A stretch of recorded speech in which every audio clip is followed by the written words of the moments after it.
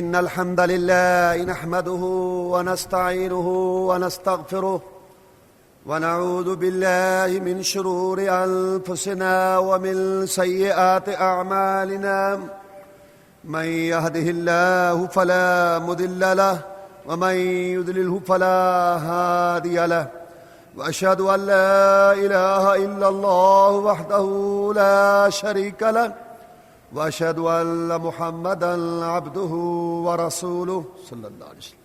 أما بعد فإن خير الحديث كتاب الله وخير الهدي هدي محمد صلى الله عليه وسلم وشر الأمور محدثاتها وكل محدثة بدعة وكل بدعة ضلالة وكل ضلالة في النار. فأعوذ بالله من الشيطان الرجيم. بسم الله الرحمن الرحيم. اقترب للناس حسابهم وهم في غفلة معرضون ما يأتيهم من ذكر من ربهم محدث إلا استمعوه وهم يلعبون. 17واں پارہ شروع ہو رہا ہے. سورت کا نام الانبیاء ہے. الانبیاء جمع ہے نبی کی، یعنی وہ سورت جس میں انبیاء کا تذکرہ ہے. چونکہ اس سورت کے اندر 15 انبیاء کا تذکرہ ہے. جناب محمد الرسول اللہ صلی اللہ علیہ وسلم، نوح علیہ السلام، ابراہیم علیہ السلام، اسماعیل علیہ السلام، اسحاق علیہ السلام، یعقوب علیہ السلام، داود علیہ السلام، سلیمان علیہ السلام، ادریس علیہ السلام، ذوالکفل علیہ السلام، ایوب علیہ السلام، لوط علیہ السلام، زکریا علیہ السلام، یحییٰ علیہ السلام، یونس علیہ السلام. اور قرآن مجید میں 25 پیغمبروں کا تذکرہ ہے، جن میں سے 15 کا تذکرہ اس صورت میں. اس کا یہ مطلب نہیں ہے کہ ان کا تذکرہ اور کہیں اور نہیں ہے، یہ نہیں مطلب. لیکن اس صورت میں 15 انبیاء کا تذکرہ ہے، اس لیے سورت کا نام الانبیاء ہے. یعنی وہ سورت جس کے اندر انبیاء کا تذکرہ ہے. سورت مکی ہے، یعنی ہجرت سے پہلے نازل ہوئی. مکی صورتیں ان صورتوں کو کہا جاتا ہے جو ہجرت سے پہلے نازل ہوئی، اور مدنی صورتیں ان صورتوں کو کہا جاتا ہے جو ہجرت کے بعد نازل ہوئی. اس کا مطلب یہ ہے کہ جناب محمد الرسول اللہ صلی اللہ علیہ وسلم ہر وقت ہر جگہ نہیں تھے. جب آپ مکہ میں تھے تو مدینہ میں نہیں تھے، جب آپ مدینہ میں تھے تو مکہ میں نہیں تھے. قرآن کا 2 حصوں پر مشتمل ہونا، مکی اور مدنی، یہ اس بات کی دلیل ہے کہ جناب محمد الرسول اللہ صلی اللہ علیہ وسلم ہر وقت ہر جگہ موجود نہیں تھے. مکہ کی زندگی کے اندر نازل ہونے والا قرآن مکی قرآن کہلاتا ہے، اور مدنی زندگی کے اندر نازل ہونے والا قرآن مدنی زندگی کہلاتا ہے. مکی صورتوں میں عام طور پر اللہ تبارک و تعالی کی صفات، قدرتوں کا بیان، الوہیت، اس کا عبادت کا مستحق ہونا، ہر قسم کی عبادت اس کے لیے، فرشتوں کا بیان، کتابوں کا، نبیوں رسولوں کا، پہلی قوموں کا، جنت جہنم کا، آخرت کا، دنیا کا فانی ہونا، اور آخرت کی زندگی حقیقی زندگی ہے، یتیم کا مال نہیں کھانا، قتل و غارت نہیں کرنی، وغیرہ وغیرہ. مکی صورتوں میں یہ بیان ہوتا ہے. خاص طور پر مکی صورتوں کا موضوع توحید، رسالت، مسئلہ آخرت، کیونکہ یہ 3 بنیادی چیزیں ہیں: توحید، رسالت، آخرت. یہ زمین ہے، یہ آسمان، یہ چاند سورج، تو چل رہا ہے، تیرے بھائی چل رہے ہیں، تیرے بابا دادا تھے، یہ کھیتی لہلا رہی ہے، یہ ندی نالے پہاڑ سمندر دریا، یہ سب دلالت کر رہے ہیں کہ ان کا پیدا کرنے والا خالق مالک رازق ہی ہر قسم کی عبادت کے لائق ہے، یعنی کہ توحید. اور اللہ تبارک و تعالیٰ کی عبادت کیسے کرنی ہے؟ جیسے اللہ چاہتے ہیں. اس کے لیے اللہ نے نبی رسول بھیجے عبادت سمجھانے کے لیے. نبیوں رسولوں کا تذکرہ یعنی مسئلہ رسالت. دنیا فانی ہے، ایک دن زمین پھٹ جائے گی، آسمان گر جائے گا، چاند سورج ستارے جھڑ جائیں گے. ہر آدمی کی اپنی قیامت بھی قائم ہوگی جب اس کی آنکھیں بند ہو جائیں گی. اور دماغ سوچنا بند کر دے گا، اور اس پوری دنیا کی بھی ایک قیامت قائم ہوگی جب ساری دنیا تہس نہس ہوگی۔ اس کے بعد مسئلہ آخرت، یہ تین بنیادی مسئلے ہیں۔ تو مکی صورتوں میں عام طور پر توحید، رسالت اور مسئلہ آخرت کا بیان ہوتا ہے۔ تو سورہ انبیاء میں بھی یہ تین مسئلے بیان ہوئے۔ توحید کا مسئلہ، اللہ تعالیٰ نے فرمایا اعوذ باللہ من الشیطان لو کان فیہما آلیۃ الا اللہ لفسدتا، اگر زمین و آسمان میں اللہ کے علاوہ اور معبود ہوتے زمین آسمان کائنات کا نظام بگڑ جاتا۔ چونکہ کائنات کا نظام نہیں بگڑا اس لیے اللہ کے علاوہ اور کوئی معبود نہیں۔ فسبحان اللہ، اللہ پاک ہے ہر عاجزی کمزوری ان کے ساری سے۔ رب العرش، عرش کا رب ہے، کس چیز سے پاک ہے؟ ما یصفون، جو لوگ بیان کرتے ہیں کہ اللہ کی اولاد ہے، اللہ کے حصے ہیں، اللہ نے اختیارات دیے ہیں، اللہ نے کرنی بھرنی والے بنائے ہیں، اور اللہ تبارک و تعالیٰ کے ساتھ دوسرے شریک ہے، سانجی ہے، اور اللہ تعالیٰ جو ہے سنتا نہیں ہے بغیر وسیلے صدقے کے، جیسے کہ سیڑھی کی ضرورت ہوتی ہے کوٹھے کے لیے، جیسے کہ چپڑاسی کی ضرورت ہوتی ہے، ساری فضول باتیں اللہ ان سے پاک۔ لا یسأل عما یفعل وهم یسألون، اللہ سے سوال نہیں کیا جاتا کہ اس نے کیا کیا۔ اللہ سے کوئی دنیا کی طاقت نہیں پوچھ سکتی، لیکن اللہ جب چاہے، جس سے چاہے، جس وقت چاہے، جیسے چاہے ان کو کٹہرے میں کھڑا کر کے ان سے سوال کر لے۔ اللہ تعالیٰ جس سے چاہے سوال کر لے، لیکن اللہ سے کوئی نہیں پوچھ سکتا۔ وما ارسلنا من قبلك من رسول الا نوحي اليه انه لا اله الا انا فاعبدون، ہر نبی رسول کی دعوت یہ تھی، ہم نے جو رسول بھی بھیجا آپ سے پہلے اس کو یہ وحی کی کہ لوگوں کو بتاؤ کہ میں ایک اللہ کے بغیر کوئی عبادت کے لائق نہیں، میں عبادت کے لائق ہوں اور کوئی نہیں، میں مشکل کشا ہوں اور کوئی نہیں، میں نظر و نیاز کے لائق ہوں اور کوئی نہیں، میں شور پکار کے لائق ہوں اور کوئی نہیں، میں جو ہے بگڑی بنانے والا اور کوئی نہیں۔ یعنی اللہ کے لیے ثابت کرنا، غیر اللہ سے نفی کرنا، اللہ کے لیے اقرار کرنا، غیر اللہ سے انکار کرنا، یہ توحید الوہیت ہر نبی، رسول، ہر کتاب، ہر شریعت کا موضوع تھا۔ وقال اتخذ الرحمن ولدا، سبحانہ، ان لوگوں نے یہ عقیدے رکھے کہ اللہ نے اولاد بنا لی۔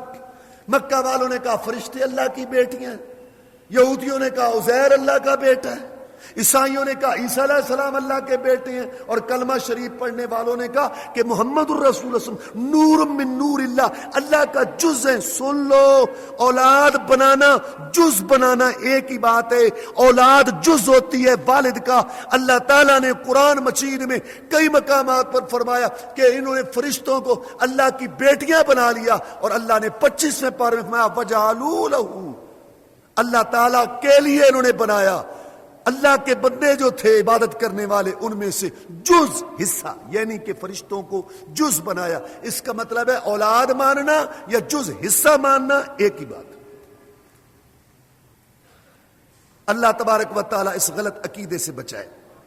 آگے اللہ تعالیٰ نے اپنی قدرتوں کا بیان کیا، وجعلنا من الماء کل شیء حی، ہر زندہ چیز کو ہم نے پانی سے پیدا کیا۔ وجعلنا فی الارض رواسیا، زمین میں پہاڑ بنائے تاکہ یہ حرکت نہ کرے، اس میں راستے بنا دیے، آسمان کو چھت بنا دیے، محفوظ ہے، وہاں جنات شیاطین نہیں جا سکتے۔ وہی ذات ہے جس نے رات اور دن پیدا کیے، سورج اور چاند بنائے، ہر ایک اپنے مدار میں تیر رہے ہیں۔ اللہ تبارک و تعالیٰ کی یہ طاقتیں، قدرتیں ہیں، وہی ایک اللہ ہر قسم کی عبادت کے لائق ہے اور معبود برحق ہے۔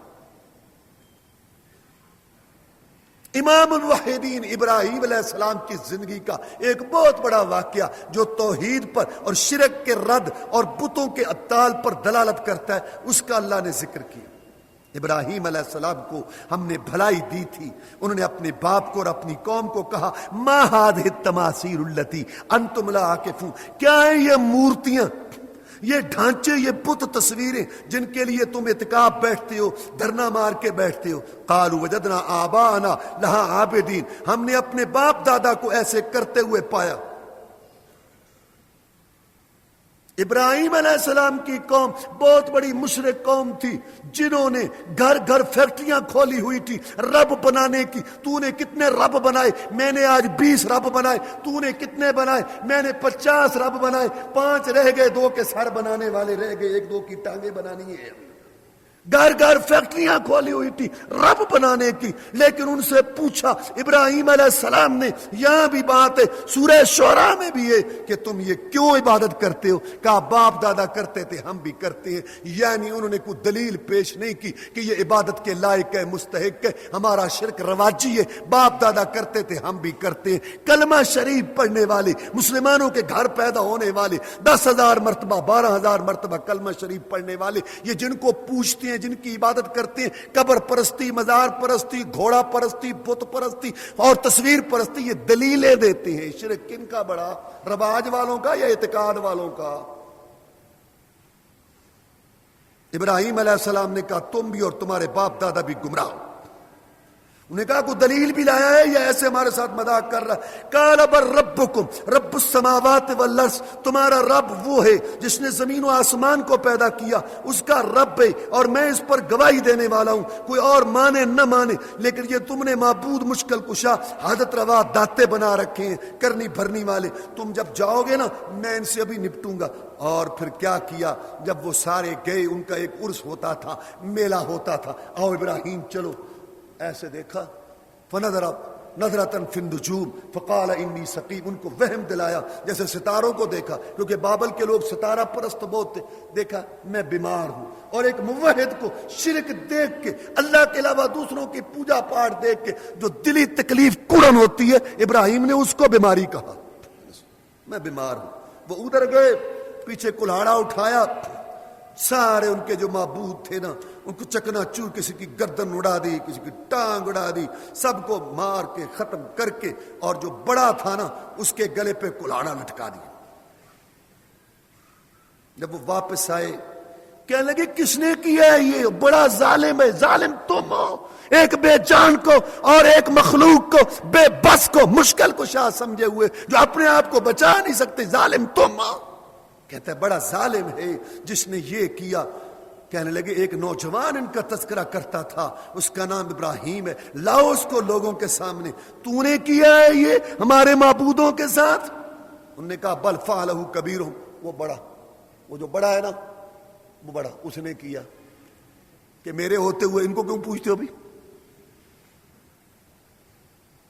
اب یہاں کئی لوگ مفکر، نام نہاد، محقق اور بڑے ریسرچر، جی بڑا عالم، وہ جی رسول اللہ صلی اللہ علیہ وسلم نے فرمایا نا کہ ابراہیم علیہ السلام نے 3 باتیں خلاف واقع کی تھی، ان پہ جھوٹ کا لفظ بولا، یعنی انہوں نے جھوٹ نہیں بولے لیکن 3 زندگی میں، یعنی خلاف واقع بات کو جھوٹ کا لفظ کا۔ ایک یہ کہ انہوں نے کہا کہ بڑے نے کیا ہے، ایک یہ کہ میں بیمار ہوں، اور ایک یہ کہ اپنی بیوی کے متعلق کہا تھا کہ یہ میری بہن ہے، جب مصر کا بادشاہ ظلم کرنا چاہتا تھا، چھیننا چاہتا تھا،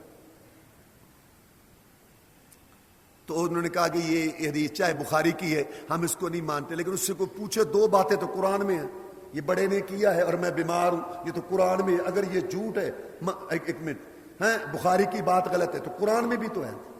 اصل میں سمجھ آ رہی ہے، آپ کو بھی آ رہی ہے کہ ان کو ڈھیٹ کرنا تھا، ان کو شرمندہ کرنا تھا، اور وہ واقعی ہو گئے شرمندہ، اس نے کیا ہے، اس سے پوچھو، اس سے پوچھو، اگر بولتے ہیں تو پوچھو، یہ تھا مقصد، ان کو ڈھیٹ کرنا، شرمندہ کرنا، اور تم وقت چکر میں پڑ گئے جی کہ جناب یہ جھوٹ کیسے، اور جھوٹ کا یہ ایک طریقہ ہے، اس نے کیا ہے، پوچھو اس سے۔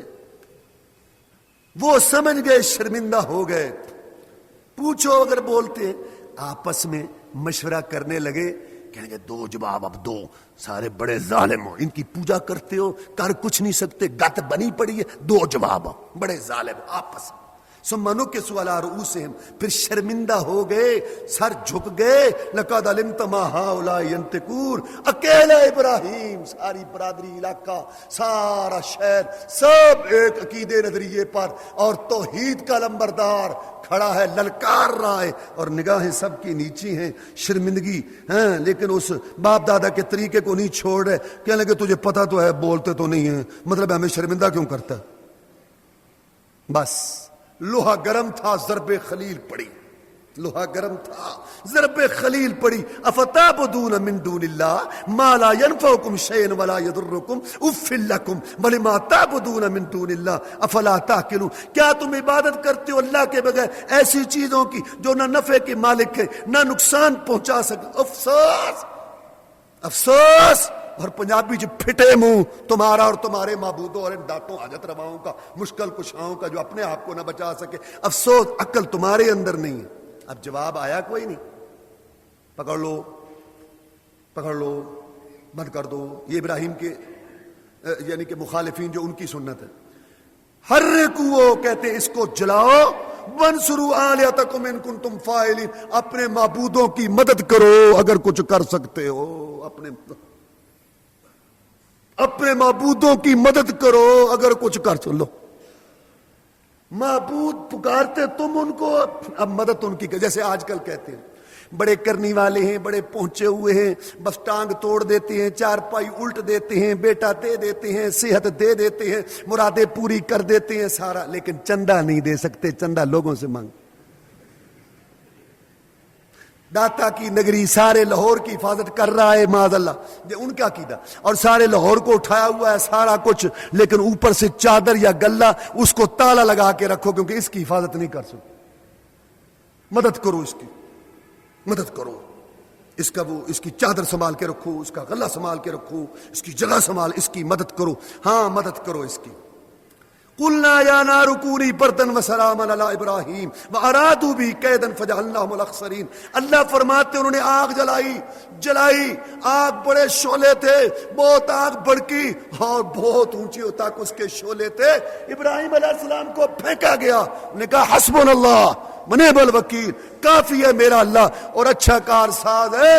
اللہ کو پکارا، علاقہ بھر مخالف ہو، فلک بھی ہو عدو میرا، بگڑتا کچھ نہیں یا رب، نگاہ بہاؤ جو تو میرا۔ جب وہ وہاں پہنچے بڑے خوش ہوئے کہ جان چھوٹ گئی اس ایک سے، کہتے ہیں ایک اللہ ایک اللہ ایک اللہ ایک اللہ، ہی بات ہی نہیں چھوڑتا، جان چھوٹ گئی اسے، جان چھوٹ گئی۔ کچھ عرصے کے بعد دیکھا کہ اب تو اس کی ہڈی بھی نہیں ملے گی، دیکھا کہ وہ جو اس کے اندر بڑے بڑے انگارے تھے نا دیکھتے ہوئے، ان کو اللہ نے گلاب کے پھول بنا دیا اور جلنے کی طاقت کی جگہ ان میں خوشبو پیدا کر دی، اور ابراہیم علیہ السلام گلزار کے اندر موجود ہے، نار گلزار بن گئی۔ ہم نے کہا آگ ٹھنڈی ہو جا، سلامتی والی ہو جا ابراہیم پر، انہوں نے اس کے ساتھ مکر کا، فریب کا ارادہ کیا، ہم نے ان کو ذلیل کر کے رکھ دیا اور ان کے منصوبے خاک میں ملا دیے۔ اے موحدو، اے اللہ کی بات کرنے والو، اللہ کے لیے دینے والو، اللہ کے لیے روکنے والو، اللہ کے لیے جوڑنے والو، اللہ کے لیے توڑنے والو، اللہ کے لیے محبت، اللہ کے لیے دشمنی، اللہ کے لیے جہاد اور قتال کے علمبرداروں، غیرت اسلامی کے علمبرداروں، قربانیوں کا جذبہ رکھنے والوں، یہ سبق اللہ نے اس لیے یہاں سے دیا کہ امام الموحدین ابراہیم علیہ السلام کی طرح جم جاؤ، استقامت دکھاؤ، ساری دنیا کے منصوبے خاک میں ملا کے تمہیں سرخرو کر دوں گا۔ اس میں یونس علیہ السلام کا بھی اللہ نے ذکر کیا، اس میں بھی توحید کی بات سمجھ آ رہی ہے۔ عراق کا ایک شہر تھا نینوا، 1.5 لاکھ کی تقریباً آبادی تھی۔ اللہ نے یونس علیہ السلام کو بھیجا ان کی رہنمائی کے لیے۔ یونس علیہ السلام نے ان کو سمجھایا، انہوں نے بات نہیں مانی۔ اللہ ہر نبی کو پہلے انبیاء کے، پہلے رسول علیہ السلام کے حالات بتاتے۔ اللہ نے یونس علیہ السلام کو یہ بات بتائی تھی کہ جب کوئی قوم اپنی نبی کی بات نہیں مانتی تو ان پر عذاب آتا۔ تو یونس علیہ السلام نے اپنی قوم کو کہا کہ تمہارے اوپر عذاب آئے گا، عذاب، اور یہ کہہ کے چل پڑے۔ انہوں نے سوچا میں غلطی نہیں کر کے جا رہا۔ کیوں؟ آپ کسی کو کام بھیجیں، اپنے ملازم کو، اپنے شاگرد کو، اپنے بیٹے کو، وہ کام کرنے کے بعد فارغ ہے، جہاں جائے کوئی بات نہیں ہے، لیکن نبی رسول کا مقام چونکہ بڑا اونچا ہوتا ہے، اللہ کو یہ بات پسند نہ آئی کہ یونس میرے حکم سے پہلے کیوں چل پڑا، اس نے اجازت کیوں نہیں لی، انتظار کیوں نہیں کیا، اس لیے اللہ نے فرمایا رسول اعظم کو وَلَا تَكُنْ كَصَاحِبِ الْحُوتِ، مچھلی والے کی طرح نہ ہونا۔ چنانچہ اللہ نے مدینہ دے دیا، راستہ کھول دیا، آپ نے اپنے ساتھیوں کو کہا دین بچا کے وہاں ہجرت کر جاؤ، چلے جاؤ، آپ نہیں گئے جب تک اللہ کا حکم نہیں آیا۔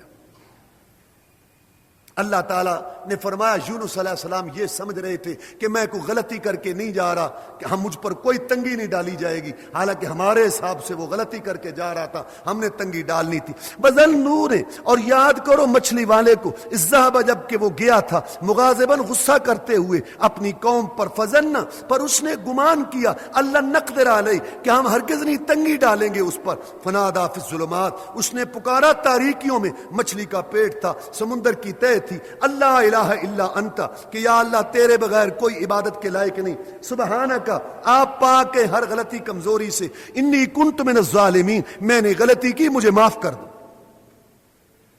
یہاں بعض لوگ غلط معنی کرتے ہیں، نقدر کا معنی قدرت کر دیتے ہیں کہ یاد کرو مچھلی والے کو جبکہ وہ گیا غصہ کرتے ہوئے اور اس نے گمان کیا کہ ہرگز نہیں قدرت رکھتے ہم اس پر، لا حول ولا قوت الا باللہ۔ اگر عام آدمی یہ عقیدہ رکھے کہ اللہ مجھ پر قدرت نہیں رکھتا، مسلمان ہے، تو نبی کیسے یہ عقیدہ رکھتا ہے کہ اللہ مجھ پر قدرت نہیں رکھتا؟ اس کا معنی یبسط الرزق لمن یشاء، ٹھیک ہے مشہور لفظ قدرت والا ہے لیکن تنگی والا بھی تو لفظ ہے نا، یبسط الرزق لمن یشاء یقدر، قرآن میں ہے رزق پھیلاتا ہے اللہ جس کے لیے چاہتا ہے، یقدر تنگ کرتا ہے، یہاں تنگی والا معنی ہے۔ اس نے گمان کیا کہ ہم ہرگز نہیں تنگی ڈالیں گے اس پر کیونکہ میں گناہ نہیں کر کے جا رہا، حالانکہ وہ ہمارے حساب سے غلطی کر کے جا رہا تھا، ہم نے تنگی ڈالنی تھی لہذا ہم نے ڈالی، پھر اس نے پکارا تاریکیوں میں ہمیں، تو فاستجبنا لہ، ہم نے اس کی دعا قبول کی، ونجیناہ من الغم، اور اس کو ہم نے نجات دی غم سے۔ یا اللہ آپ نے ہمیں یونس علیہ السلام کا قصہ سنایا، ہم نے سن لیا، تو بڑی طاقت والا قدرت والا ہے، تو نے یونس کو مچھلی کے پیٹ سے نجات دی، ہمیں کیا فائدہ، ہم تیرے بندے ہیں۔ فرمایا وَكَذَلِكَ نُنْجِي الْمُؤْمِنِينَ، اگر مصیبتوں میں، گراؤں میں، محاصروں میں، پریشانیوں میں، تنگیوں میں، جیل میں، قید میں، ہر طرف سے مصیبتیں پریشانیاں ہوں، ان میں اگر مجھے پکارے، جیسے کہ یونس علیہ السلام نے تنگی کے اندر اور محاصرے کے اندر مجھے پکارا تھا، پریشانی میں مجھے پکارا تھا، اگر اس طرح کو مجھے پکارے، میں نے جیسے اس کی تکلیف دور کی، مومنوں کو بھی یوں ہی نجات دے دیں گے۔ ہمارے لیے یہ فائدہ۔ اور اللہ نے فرمایا فلولا انہ کان من المسبحین للبث فی بطنہ الی یوم یبعثون۔ اللہ کے ساتھ وسیلے تو فعل واسطے صدقے کہنے والوں، اللہ فرماتے ہیں اگر یونس علیہ السلام اللہ کو نہ پکارتے یہ قیامت تک مچھلی کے پیٹ میں رہتے، باہر آیا مجھے پکارنے کی برکت سے۔ اور اللہ تعالیٰ نے زکریا علیہ السلام کا ذکر کرتے ہوئے فرمایا کہ اس کو اولاد کی ضرورت تھی، بوڑھا ہو گیا، بیوی بانجھ تھی، بیوی بھی بوڑھی ہو گئی، اولاد نہیں تھی، اس نے اپنے رب سے دعا مانگی، رب لا تذرنی فردن، یا اللہ مجھے اکیلا نہ چھوڑ، وانت خیر الوارثین، مجھے اولاد دے، فاستجبنا لہ، ہم نے اس کی بھی دعا قبول کی، ووہبنا لہ یحییٰ، ہم نے اس کو یحییٰ دے دیا، واصلحنا لہ زوجہ، اس کی بیوی کو درست کر دیا، ہم نے اس کو اولاد دے دی۔ میرے بندو میں تمہیں اپنی کتاب کے اندر قصہ اس لیے سنا رہا ہوں، جب تم نے بھی اولاد لینی ہو تو مجھے پکارنا، میں زکریا بوڑھے اور اس کی بیوی بوڑھی اس حال میں اس کو اولاد دے سکتا ہوں تو تمہیں بھی دے سکتا ہوں، مجھ سے اولاد مانگا کرو۔ انہم کانوا یسارعون فی الخیرات یدعوننا رغبا ورہبا وکانوا لنا خاشعین، وہ خیرات میں، نیکیوں میں بہت آگے بڑھنے والے تھے اور ہم کو پکارتے تھے ڈرتے ہوئے بھی اور رغبت رکھتے ہوئے بھی، اور وہ ہم سے ڈرنے والے تھے۔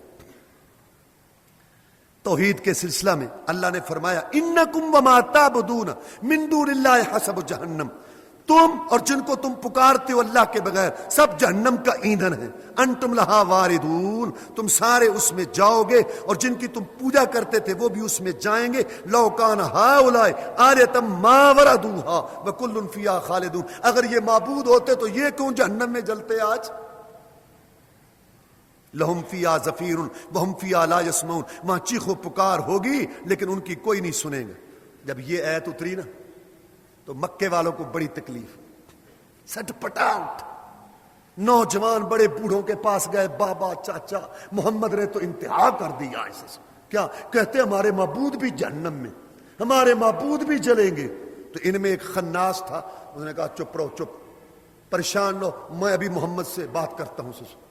اچھا محمد صلی اللہ علیہ وسلم تو کہتا ہے کہ قرآن کی آیت ہے، کیونکہ وہ تو قرآن نہیں مانتے تھے نا، کہ جن کی پوجا ہو وہ بھی جہنم میں جائیں گے۔ ہاں رسول نے فرمایا ہاں قرآن کی آیت ہے، جن کی پوجا ہو رہی ہے وہ بھی جہنم میں جائیں گے۔ تو کہنے لگے عیسیٰ علیہ السلام کو عیسائی پوجتے ہیں کہ نہیں؟ ہاں پوجتے ہیں، تو پھر عیسیٰ بھی جہنم میں جائے گا نا، اگر عیسیٰ جہنم میں جائے گا تو ہمارے معبود بھی چلے گا تو کیا ہو گیا؟ ہاں مذاق اڑا۔ جیت گئے محمد کو کوئی جواب نہیں آیا. اللہ نے آگے یہ ایت اتار دی, ان الذین سبقت لهم منا الحسنى اولئک عنہا مبعدون. جن لوگوں کے پاس نیکی ہے اور پہلے انہوں نے نیکی کی, نیک لوگ ہیں, وہ اگرچہ لوگوں نے ان کی پوجا کی, اولئک عنہا مبعدون, یہ جہنم سے دور ہوں گے. لا يسمعون حسیسها, اس کی آہٹ بھی نہیں سنیں گے. وهم فی ما اشتہت انفسهم خالدون, اور ان کے لیے وہ کچھ ہوگا جو وہ چاہیں گے, ہمیشہ اس میں رہیں گے. لا يحزنهم الفزع الاکبر, ان کو کوئی بڑی گھبراہٹ نہیں آئے گی. وتتلقاهم الملائکہ, ان کو فرشتے ملیں گے اور ان کو مبارکیں دیں گے. ھذا یومکم الذی کنتم توعدون, یہ ہے نعمتوں والا دن جس کا تم وعدہ کیے گئے تھے. یہ جواب اللہ. مسئلہ رسالت, اللہ تعالیٰ نے سب سے پہلے جناب محمد رسول اللہ کا تذکرہ کیا کہ اللہ کے رسول آئے ان کے پاس حق لے کر. وَأَسَرُّ النَّجْوَ الَّذِينَ ظَلَمُوا, ظالم لوگ سرگوشیاں کر کے کہنے لگے محمد رسول نہیں ہے. کیوں؟ یہ تو انسان ہے تمہارے جیسا, اور جو بشر ہو, جو انسان ہو, وہ رسول نہیں ہو سکتا. ہر نبی رسول پر جو سب سے بڑا اعتراض ہوا, ہر قوم نے کیا, وہ یہ تھا یہ رسول نبی نہیں ہے. دلیل, یہ انسان ہے اور انسان رسول نہیں ہو سکتا. ہر نبی رسول پر یہ اعتراض ہوا. اور یہی بات آج ہے. انہوں نے کہا انسان ہے, ان کے سامنے تھا, بشر ہے, بشر انسان مانا, رسول نہیں مانا. بعض لوگوں نے رسول مان لیا, بشر نہیں مانا. بات ایک ہے, ان کا بھی ذہن یہی تھا, رسالت بشریت کٹھی نہیں ہو سکتی. ان کا بھی ذہن یہی ہے, رسالت بشریت کٹھی نہیں ہو سکتی. افتأتون السحر وانتم تبصرون, کہنے لگے محمد تو جادوگر ہے, اس جادو کو آؤ گے. قال ربی یعلم القول, یہ قسم ہے, کہا میرا رب جانتا ہے بات کو آسمانوں میں اور زمین میں. وہ السمیع العلیم, وہ سننے والا جاننے والا. اور کبھی کہنے لگے کہ یہ شاعر ہے, کبھی کہنے لگے اس نے جھوٹ بنا لیا ہے, یہ باتیں کرنے لگے رسول اللہ صلی اللہ علیہ وسلم کے. اچھا وہ جو انہوں نے کہا نا کہ یہ بشر ہے, اللہ نے کہا وما ارسلنا قبلک الا رجالا نوحی الیہم, ہم نے پہلے جو بھیجے وہ بھی مرد بھیجے, انسان بھیجے. اگر ابراہیم علیہ السلام کو نبی رسول مانتے ہو, اسماعیل علیہ السلام کو مانتے ہو, پہلے جو گزرے ان کو مانتے ہو, موسیٰ علیہ السلام کو مانتے ہو, وہ انسان ہو کر اگر رسول نبی تھے تو مانتے ہو, تو محمد انسان ہو کے کیوں رسول نہیں ہو سکتا صلی اللہ علیہ وسلم. آگے اللہ تعالیٰ نے اسی بات کو بھی بیان کیا, ما وما جعلنا لبشر من قبلک الخلد, اور ہم نے جو آپ سے پہلے ہمیشگی نہیں بنائی تھی, اور ہم نے کوئی ایسا جسم نہیں بنایا جو کھاتا پیتا نہ ہو. انہوں نے یہ اعتراض کیا تھا کہ یہ کیسا نبی رسول ہے, یہ تو کھاتا پیتا ہے. اور اللہ نے فرمایا جن لوگوں نے نبیوں رسولوں کو نہیں مانا ان پر ہمارا عذاب آیا. وَكَمْ قَسَمْنَا مِنْ قَرْيَةٍ, کتنی بستیاں ہم نے تباہ کر دیں, تیس نیس کر دیں, ظالم تھیں, ان کی جگہ اور لوگ پیدا کر دیے. فَلَمَّا حَسُّوا بَأْسَنَا, جب انہوں نے ہمارا عذاب محسوس کیا تو کوچ کرنے لگے اپنی سواریاں, بھاگو بھاگو بھاگو. لا ترکزو, اب نہ بھاگو. ورجعوا الی ما اترفتم فیہم, اپنی خوشحالیوں میں اور اپنے مالوں میں, سونے چاندی کے ڈھیروں میں بیٹھو, مساکنکم عیش گاہوں میں بیٹھو. ہاں اب کوچ کا وقت نہیں, اب اللہ کا عذاب آ چکا ہے. اس وقت کہنے لگے یا ویلنا انا کنا ظالمین, او افسوس ہم ظالم تھے. فما زالت تلک دعواہم, وہ یہ کہتے رہے حتی جعلناہم حصیدا خامدین, ہم نے ان کو کٹی ہوئی کھیتی اور بجھی ہوئی آگ کی مانند کر دیا.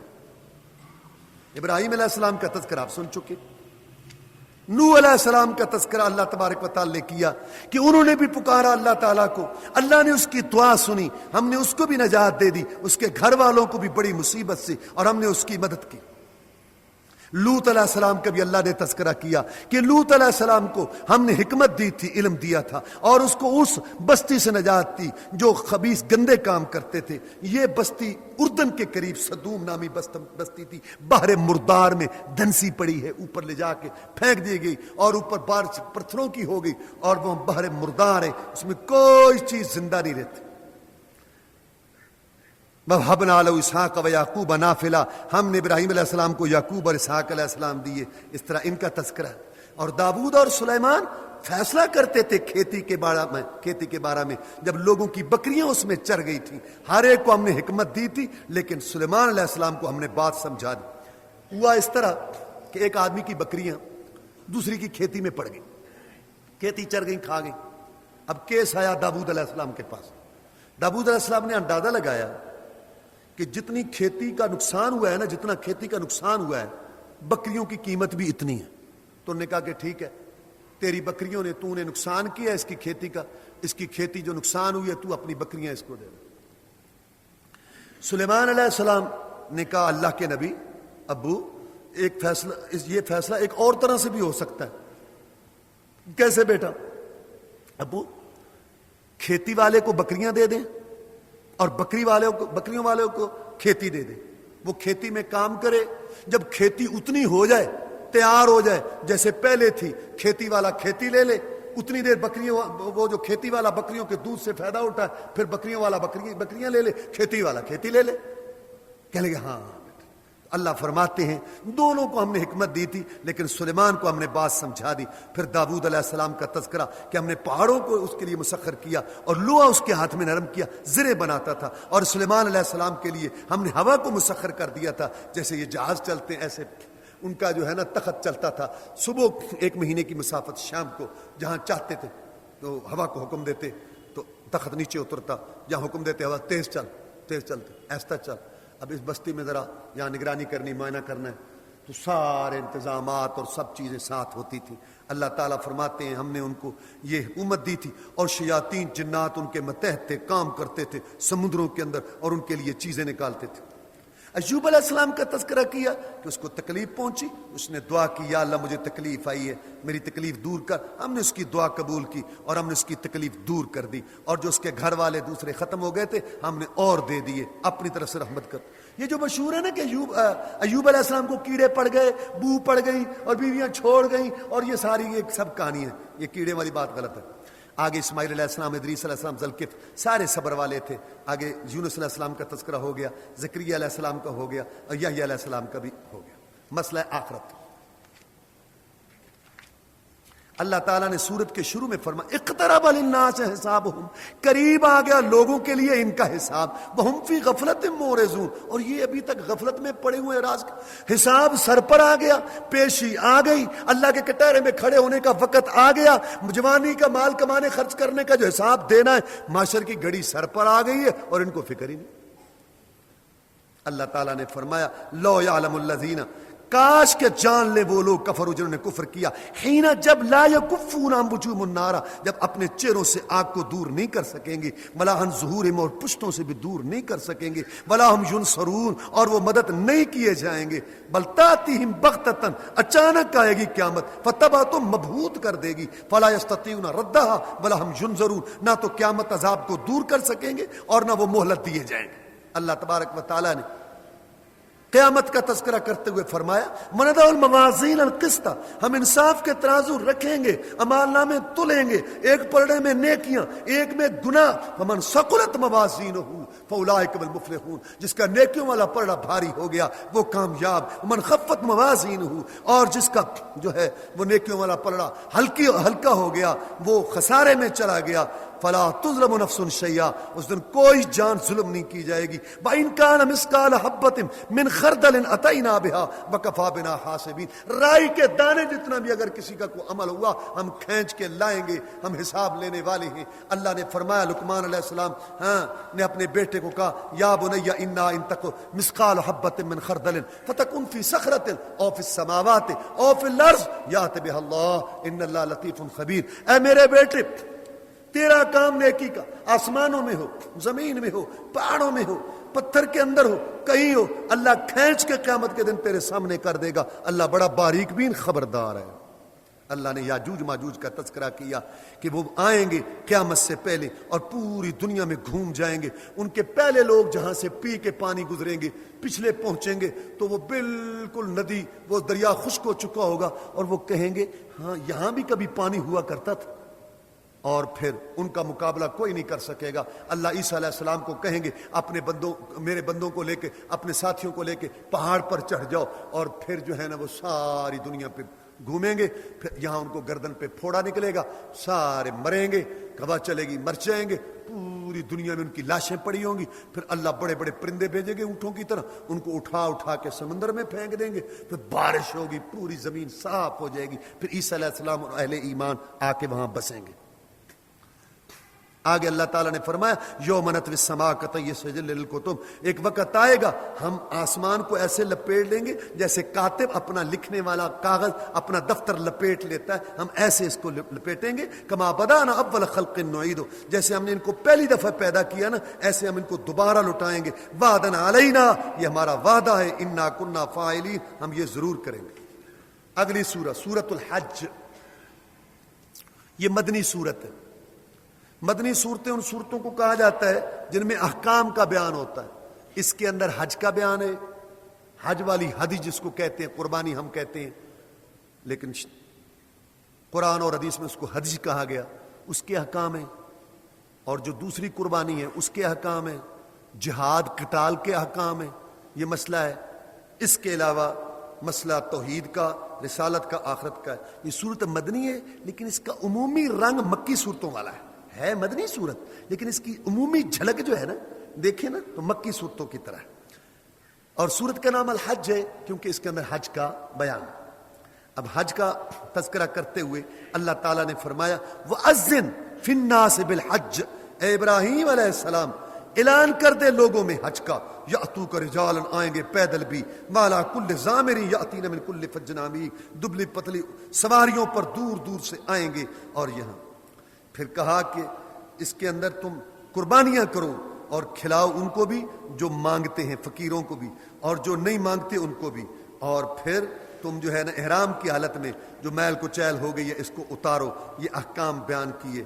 اور فرمایا قربانی کے سلسلہ میں یہ جو تم قربانیاں کرتے ہو ان کو جب تم ذبح کرتے ہو لن ینال اللہ لحومها ولا دماؤها، اللہ کے پاس نہ تو گوشت پہنچتے ہیں اور نہ خون جاتا ہے، ولکن ینالہ التقوی منکم، اللہ کے پاس وہ تقوی جاتا ہے جو تمہارے دلوں میں۔ جہاد کے سلسلہ میں فرمایا آپ کو پتہ ہے مکہ کے اندر مسلمانوں پہ بہت ظلم و ستم کے پہاڑ توڑے گئے، مسلمانوں نے ہجرت کی، پھر پیچھا نہیں چھوڑا، کبھی مسلمانوں کے جانور بھگا کے لائیں، کبھی ان کو مار پیٹے، کبھی کوئی غنڈہ گردی، کبھی کوئی غنڈہ گردی، تو پھر اللہ نے اجازت دے دی۔ اس صورت میں جہاد قتال کی اجازت ہے، اذن للذین یقاتلون، اجازت دے دی گئی ان لوگوں کے لیے جن سے لڑائی کی جا رہی تھی، بأنہم ظلموا، کہ وہ مظلوم ہیں، وإن اللہ علی نصرہم لقدیر، اور اللہ ان کی مدد پہ قدرت رکھنے والا ہے، الذین اخرجوا من دیارہم بغیر حق، جو گھروں سے نکالے گئے نہ حق، الا یقولوا ربنا اللہ، انہوں نے یہ بات کہی کہ ہمارا رب اللہ۔ اللہ نے فرمایا ہم نے جہاد کی اجازت کیوں دی، قتال کی اجازت کیوں دی؟ تاکہ غنڈوں کی غنڈہ گردی رکے، فساد رکے۔ اگر یہ چیز نہ ہوتی تو یہ عبادت خانے، ہر دور میں یہ مساجد اور ذکر اللہ کی جگہ یہ تباہ ہو جاتی۔ جہاد قتال کا مسئلہ یہ ہے غنڈوں کی غنڈہ گردی کو لگام دی جائے، نکیل دی جائے۔ ولولا دفع اللہ الناس بعضهم لبعض، اگر ان کو رد نہ کیا جاتا فساد پھیل جاتا۔ ہمیشہ ایسے ہوا، جہاد قتال نے فساد کو روکا، امن و سکون کو کیا اور فساد کو روکا۔ اب دیکھو آج کا عالمی غنڈہ یہ جو افغانستان پہ چڑھا، ساری دنیا کے سامنے ان کے اپنے ذرائع ابلاغ کر رہے ہیں، ماذ غنڈہ گردی تھی اور واشیت تھی اور واشی پن تھا، مست سانڈ واشی درندہ آیا۔ اور پھر عراق میں آگے سے جہاد ہوا ہیں، اللہ تعالیٰ کی توفیق سے، اگرچہ اکثریت نال ساتھ نہیں تھی ملکوں کی، لیکن الحمدللہ جہاد ہوا، مجاہدین کھڑے ہوئے، آپ لوگوں کی دعائیں تھی، آپ کا تعاون تھا، مست ہاتھی اور وہ گنڈا اس کے پاؤں وہاں رک گئے۔ 3 سال ہو گئے، ماتھا رگڑ رہا ہے، ناک رگڑ رہا ہے، لیکن پھنسائے دل کے اندر ذلیل ہو رہا ہے، ساری دنیا کی لعنتیں پڑ رہی، اخلاقی، سیاسی، معاشی طور پہ تباہ ہو رہا ہے۔ یہ جہاد قتال ہے، اگر یہ نہ ہوتا تو اس کی غنڈہ گردی پتہ نہیں کہاں تک پہنچنی تھی۔ اللہ نے کہا اس لیے ہم نے اجازت دی ہے قتال اور جہاد کی، یہ اجازت ہے، فرضیت بعد میں آئی اجازت۔ اور اللہ تعالیٰ نے فرمایا جہاد کی صورت میں جب اللہ تعالیٰ اپنے بندوں کو اقتدار دیتے ہیں وہ کیا کرتے ہیں؟ نماز قائم کرتے ہیں، زکوٰۃ ادا کرتے ہیں اور اچھائی کا حکم کرتے ہیں، برائی سے روکتے ہیں، یہ وہ کام کرتے ہیں۔ اللہ تعالیٰ نے یہ بیان کیا۔ اور اس میں بدر کا واقعہ اس کا بھی ہے۔ 17 رمضان کو روزے دار کھڑے ہو گئے تھے کافروں کے مقابلہ میں، 313 چڑھ گئے تھے 1000 پر، ان کے چھکے چھڑا دیے تھے۔ رمضان کا یہ بھی سبق ہے۔ کافر آئے، عتبہ، شیبہ، ولید، کہا مسلمانوں کو ہے تم میں سے کوئی؟ ہمارے سامنے آئے، تو مدینہ کے کاشتکار گئے تھے, سامنے جا کے کھڑے ہو گئے تھے. کون ہو تم؟ ان کی آنکھ میں, وہ قریش جن کی آنکھ میں آنکھ ڈال کے کوئی بات نہیں کرتا تھا, اللہ کی قسم جہاد کے تال جرت دیتا ہے, بہادری دیتا ہے, شجاعت دیتا ہے. مدینے کا باغبان, مدینے کا کاشتکار مکہ کے سرداروں کی آنکھ میں آنکھ ڈال کے بات کر کے کہتا ہے ہم وہ ہیں جنہوں نے محمد کو اپنے شہر میں بلایا ہے, کر لو ہمارا جو کرنا ہے. ایک سردار ایک کو پکڑنا چاہتا ہے, دوسرا کہتا ہے ہاتھ لگا کے دیکھ. بہت بڑی بات تھی, دانت پیس کے رہ گئے. قریش کے سردار غصے سے کہنے لگے پیچھے ہٹو, ہم نے تم سے نہیں لڑنا, ہماری توہین ہے. محمد نے کہا, ہمارے رشتہ داروں کو نے کہا, پھر آپ نے کہا تھا قم یا حمزہ, قم یا علی, قم یا عبیدہ. پھر قریشی کے سامنے قریشی آیا تھا, تلوار کے سامنے تلوار آئی تھی, رشتہ دار کے سامنے رشتہ دار آیا تھا. اللہ نے اس کا فوٹو کھینچ کے اس صورت میں اتارا, ہادان خصمان اختصموا فی ربہم. کوئی لڑتا ہے عورت کے لیے, کوئی لڑتا ہے زمین کے لیے, کوئی لڑتا ہے برادری کے جھوٹے بت کے لیے, کوئی لڑتا ہے مرلوں, زمین کے مرلوں اور سونے کے تولوں کے لیے. میں عرش والا گواہی دیتا ہوں یہ دو گروہ میرے بارے میں لڑے, ان کی کوئی اور لڑائی نہیں تھی سوائے اللہ کے. حضرت علی فرماتے ہیں رضی اللہ تعالیٰ عنہ, قیامت کا دن ہوگا, سبحان اللہ, قیامت کا دن ہوگا, میں اپنے اللہ کے سامنے بیٹھوں گا گھٹنوں کے بل, میں اپنے گھٹنوں کے بل بیٹھوں گا. میں کہوں گا یا اللہ, اے میرے رب, اے میرے رب, ذرا ہمارے رشتہ داروں اور ہمارے درمیان فیصلہ ہو جائے. یہ کیوں ہمارے ساتھ لڑے تھے بدر میں, ہمارا کیا قصور تھا؟ اور پھر فرمایا اللہ کی قسم یہ ایت ہمارے بارے میں اتری ہے, ہادان خصمان اختصموا فی ربہم. یہ دو گروہ لڑے تھے اپنے رب کے بارے میں. توحید کے سلسلہ میں اللہ تبارک و تعالی نے اس صورت میں بیان کیا, فرمایا یدعو من دون اللہ, یہ پکارتا ہے اللہ کے بغیر اس کو ما لا یضرہ, جو نہ نقصان دے سکتا ہے, وما لا ینفع, نہ نفع دے سکتا ہے. ذالک والضلال البعید, یہ کھلی اب دور کی گمراہی میں ہے. یدعو لمن ضرہ اقرب من نفع, یہ پکارتا ہے اس کو جس کا نقصان زیادہ قریب ہے اس کے نفع سے. لبئس المولا ولبئس العشیر, بدترین مددگار ہے اور بدترین دوست. کیوں نقصان کیسے قریب ہے؟ بھی جب کسی نے پکارا کسی کو تو وہ ہو گیا مشرک, اس نے کیا شرک. اب آگے اس کا فائدہ ہوگا نہیں, وہ سنے گا کہ نہیں سنے گا, دے گا کہ نہیں دے گا, وہ تو بعد کی بات ہے. پہلے نقصان تو آ گیا, آدمی مشرک تو ہو گیا, اللہ تو ناراض ہو گیا, یہ نقصان پہنچ گیا. ویسے مشرکوں کے عقیدے بھی زیادہ یہی ہیں کہ یہ نقصان ہی پہنچاتے ہیں. جس کی بھی کرامت سنو نا, یہ بڑی پہنچی ہوئی سرکار ہے, کیوں مطلب کیا بتاؤ ذرا کیا کرتے ہیں؟ کہتے جی ٹانگ توڑ دیتے ہیں. بڑی پہنچی سرکار ہے, ہاں کہتا مسواک توڑ کے دے, چارپائی الٹ دیتے ہیں. بس یہی کام ہے, یعنی ان کا نقصان جو ہے وہ زیادہ قریب ہے نفع سے. اللہ نے فرمایا الم تر ان اللہ, اگر یہ لوگ اللہ کو نہیں پوچھتے, شرک کرتے ہیں تو کیا ہوا؟ کیا تم نے جانا نہیں اللہ کے لیے تو سجدے کرتے ہیں جو آسمانوں میں ہے, جو زمین میں ہے. سورج بھی اللہ کو سجدہ کرتا ہے, چاند بھی, ستارے بھی, پہاڑ بھی, درخت بھی, چوپائے بھی, بہت سارے لوگ بھی اللہ کو پوج رہے ہیں. یہ نہیں پوچھتے مشرک تو کیا ہوا؟ اور اگر اللہ کے ساتھ شرک کرتے ہیں تو کیا ہوا؟ اتنی مخلوق تو اللہ کی پوجا پہ لگی ہوئی ہے, اللہ کو کیا ضرورت ہے.